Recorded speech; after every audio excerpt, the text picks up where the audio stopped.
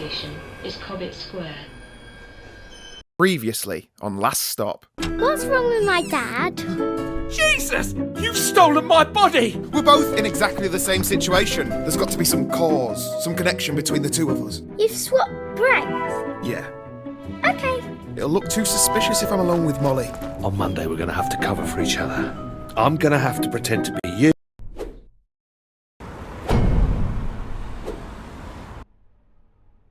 So what's the plan? The only way this is going to work is if we imitate each other exactly. It's got to be perfect, right? So good that even my own mother wouldn't know the difference. Oh, for heaven's sake. Let him finish. This sounds fun. First order of business, 7:30 a.m. Run with Amy. Amy's got a mind like clockwork. She is a stickler for punctuality. If you're even a minute late, she'll suspect something's up. Right. And if I am, she'd automatically think I'm an imposter. You don't know Amy. Jack loves Amy. I do not. Look, Jack, if you don't want me to be late, we better crack on. Let's review the itinerary. 7:30 a.m. Run with Amy. 7:50 visit coffee shop. 7:52 order skinny caramel macchiato, no foam. 7:53 consume beverage. 7:55, jump off London Bridge. 8:15. Buy Molly a new mobile phone. Okay, now he's messing around.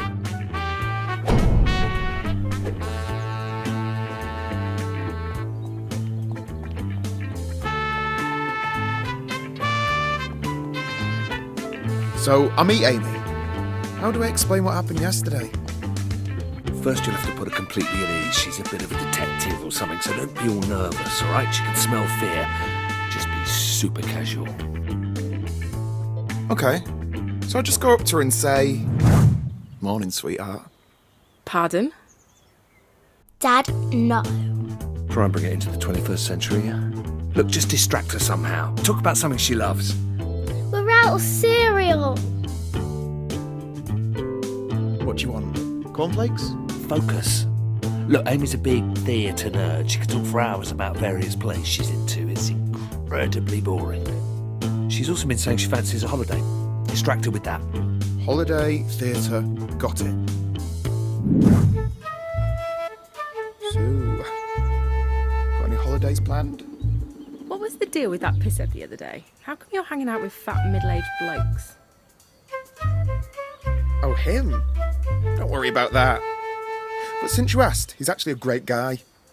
You know, salt of the earth type. So are we going for this run or what? He's a thinking man's man, you know. He's got a lot about him. Got a lot to offer. Keep up if you can.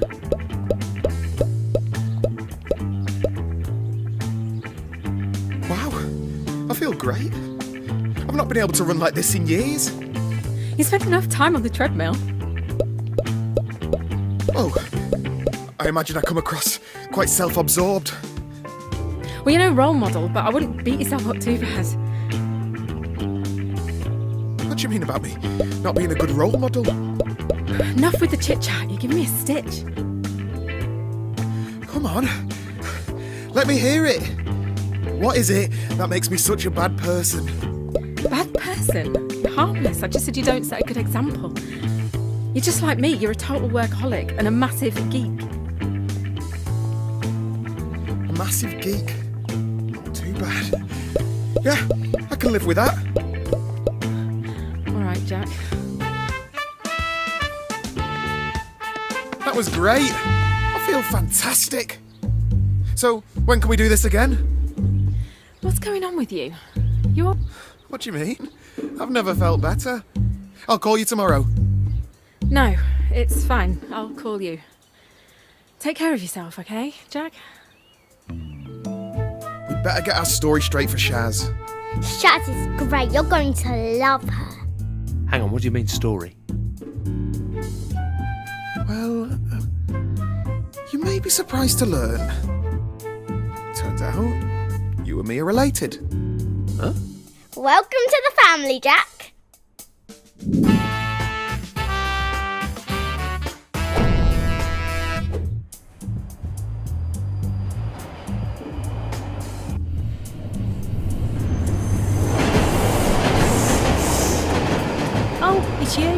I was just talking to John about his mysterious nephew. All right, lad. You know, I don't tell you this nearly enough, but you are definitely the handsome one in the family. Hiya, Shaz. It is Shaz, right? I think John must have told me that. So, now your family secret's out, I'm dying to know more. What was it like having John as an uncle? You know, John. He was a great example to me. Maybe the man I am today. Ah, Jack's being modest. Well, I can't take any credit that I pulled himself up by his bootstraps. A self-made man, I'd say. So how long's Jack in town for? Oh, not long. For the foreseeable. Just a few days, really. Better get used to him. He's going to be around a while. Nah. I'll be out of your hair before too long. Sounds like you both need to get your stories straight. Where were you before you came to London, Jack? Oh, you know, staying at home, playing computer games. He was in Cambodia. Wow, Cambodia. Yeah, he was working for the UN. You know, peacekeeping. Noble stuff. Okay, that's enough. He's done well for himself. Now he runs this high-tech start-up you see selling solar-powered submarines to the super-rich. Okay, enough now. You've made your point. Well, that all sounds fascinating. I hope life isn't too slow-paced for you while you slum it with us.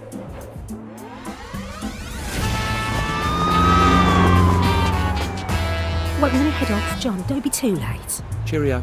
See you later. She's nice. Submarines. Too much? So what is it that you do for a job anyway? Are you a taxidermist? A taxidermist? No, I'm a creative. I work in design. I'm an artist. Taxidermists are people who take animals and pull out their insides and make them stand up and things. It's awesome. Well, you don't look like an artist. Yeah, well, not anymore, I don't, do I? But that's my job. I'm a video game developer. That's so cool. Yeah, thanks. Yeah, not traditional games like shooters or RPGs or free-to-play stuff. My team makes empathy games. It's art, really. You know, games which say something about the human condition. Cutting-edge stuff. If you say so. I played this game where you had to run really fast over a road. Only I didn't, and I got hit by a train. I died. I remember playing this one back in the day that was set on this weird island. It had puzzles and stuff. You do that one, Jack? No. That wasn't me. Did you make that one with the train? No? No, I didn't. Sorry. You should have been a taxidermist.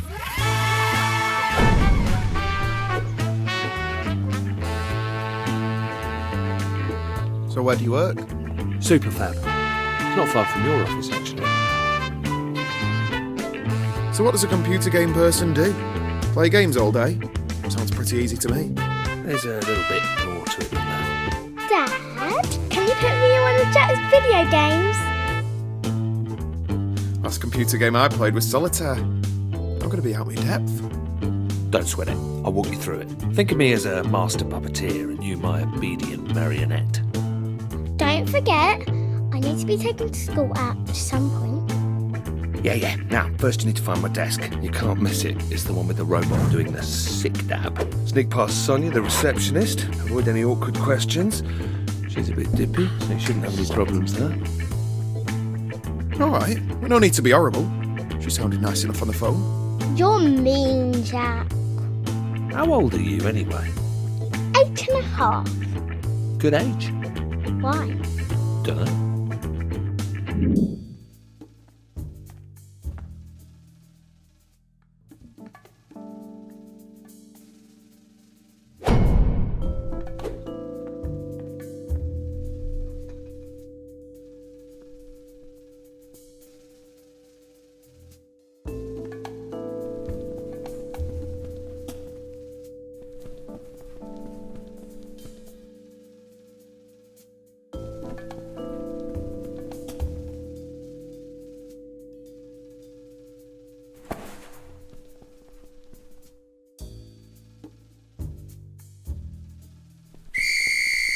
Hello, stranger.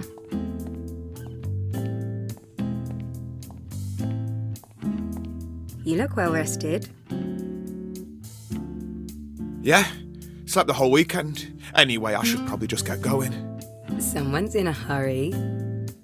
Get in there, Jack, my son. Good morning! Derek's in a good mood. Right, Derek. Yeah, the office clown. I wouldn't tell him that. He'll have you fired. Right, yeah. I'm completely not with it this morning. I should probably get going. Hey, you never told me how your holiday was. Brilliant, thank you.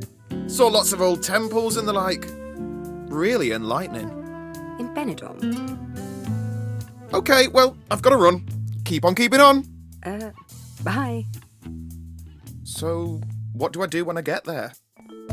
It's Monday. That means sprint planning. You're going to coordinate with your team on their tasks for the week.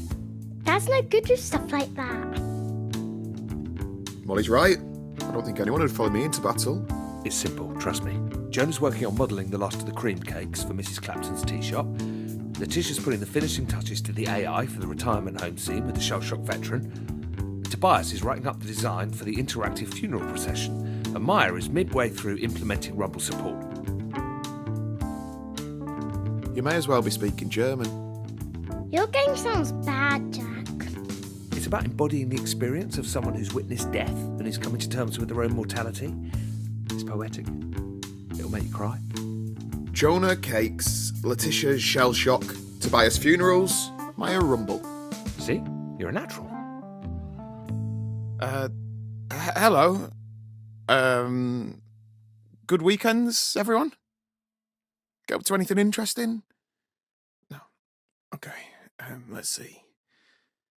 So I'm supposed to go around everyone and check what you're all working on. So, Jonah. You got something to do with an interactive funeral procession? No, sorry, maybe that's not right. Okay, Letitia. Are you rumbling? By the way, feel free to step in if I get anything wrong. No? All right then. Okay, Tobias. I believe you're looking at a funeral procession. Good luck with that. I'm going to assume that's correct. And finally, Maya.